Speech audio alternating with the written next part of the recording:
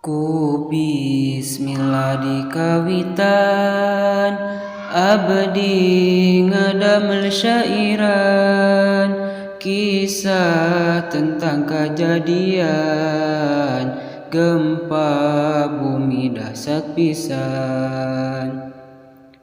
Kaping 20 hiji di Cianjur tos terjadi, nu disebut gempa bumi pake wusadaya jalmi.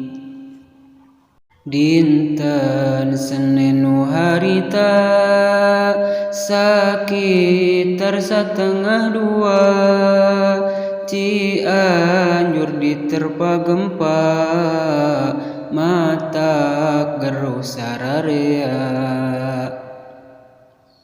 Seueur nu jadi korban imahna ancur-ancuran, harta benda teu hargaan, mobil mewah katindihan.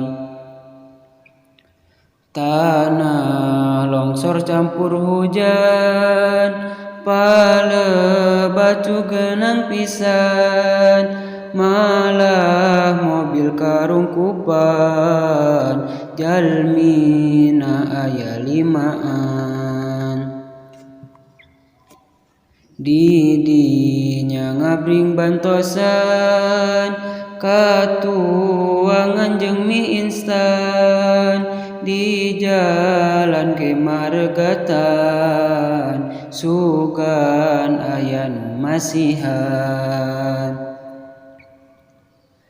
Sedina kabina-bina, seueur nu leungit bumina, malah nu hilang putrana, oge hilang carogena.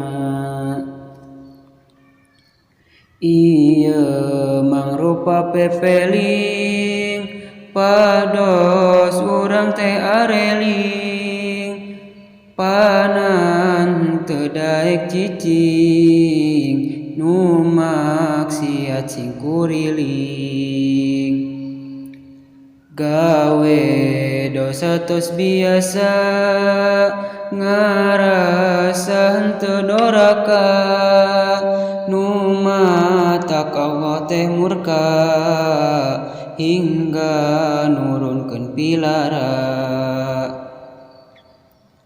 Mugi sing jadi panegur ka rakyat kota Cianjur, tobat kanu maha luhur, hirup sing meunang diatur. Mugi rahmat jeung ridona teu hilap panghampurana, dipasikeun saageungna ka rakyat Cianjur utama. Taufik sareng hidayah mugi sing berlimpah ruah, ka kami anu gagabah, mugi Gusti ngaijabah.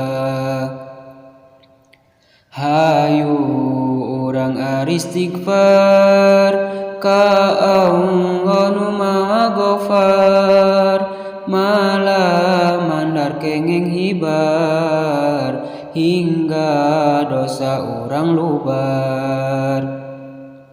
Amin Allahumma amin, amin ya rabbal alamin.